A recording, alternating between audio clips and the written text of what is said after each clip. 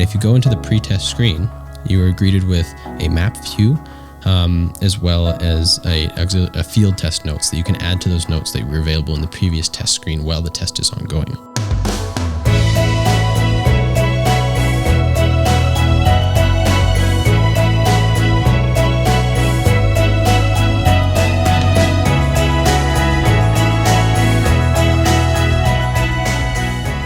So to set up for your first test, you'll need to download the AeroLink app on your iOS device.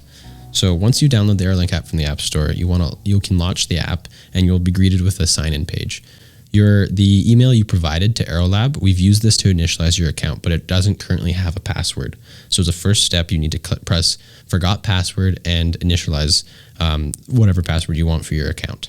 Once you've proceeded with this initialization of email, you can then log into your Fitter account with the AeroLink app. Once you've signed in setting up your first test, you either can test yourself or you can perform a linking procedure with an athlete or a friend in this case for a first test as you're figuring out the system.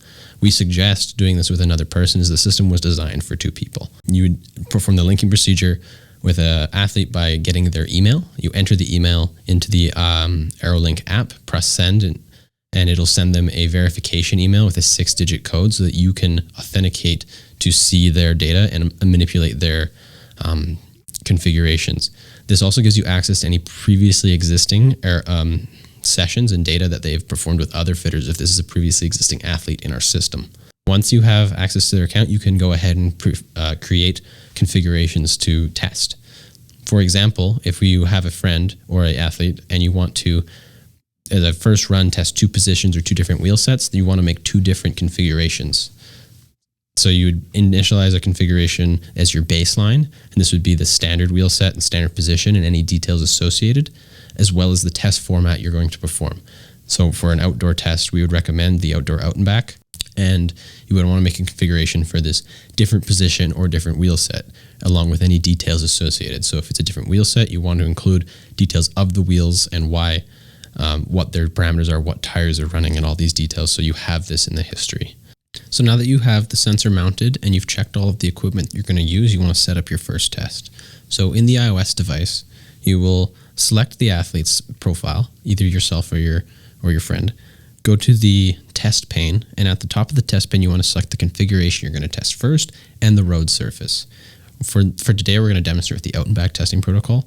So once you select the out and back testing protocol, you'll be greeted with the fields for the combined athlete and bicycle weight, the wheel circumference. Ideally, you'll measure this with a wheel rollout test prior, and then a lap distance. Based on this lap distance, we currently have a suggested number of laps that we would prefer you perform to have a good data set to check the repeatability.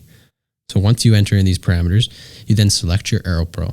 When you click on your AeroPro, it'll initialize the AeroPro and it'll show you the battery percentage of the sensor and give you a warning if you try to start a test with too low of a battery, as it has a whole host of issues if the battery is too low. Once you select the AeroPro, it'll do another scan for the auxiliary sensors, being the power meter and wheel speed sensor, that you will then select to pair them with your AeroPro. Once you have them all paired, you'll be able to press next to go into the pre-test screen.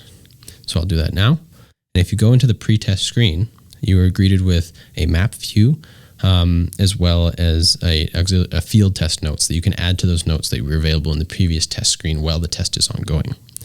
From here, you have a grayed out start button, or potentially green when you first start. The start test button, once start pressed, will initialize the test protocol, giving the rider 15 seconds to get up to speed.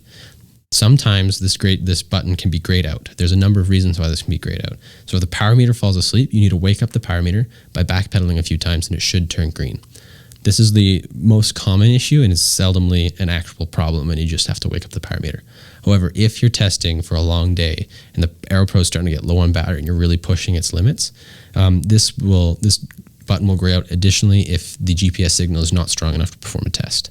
And this can occur if you're in a cloud-covered area of significant cloud coverage, treed out, or the AeroPro's gotten too low on battery that it's actually just turning off the GPS as it is a power hog. So these are the reasons you might not be able to start a test. But ideally, you will be able to just backpedal a few times and press start test. So I'll do that now. And you press start test. Now the rider would theoretically have 15 seconds to get up to speed. And then once they get up to speed at that 15-second point, the GPS waypoint will drop they will enter the CDA test state. So at this point, it is important that they are, one, up to speed above that minimum of 15 kilometers per hour, putting out their target power and in the position you want to test.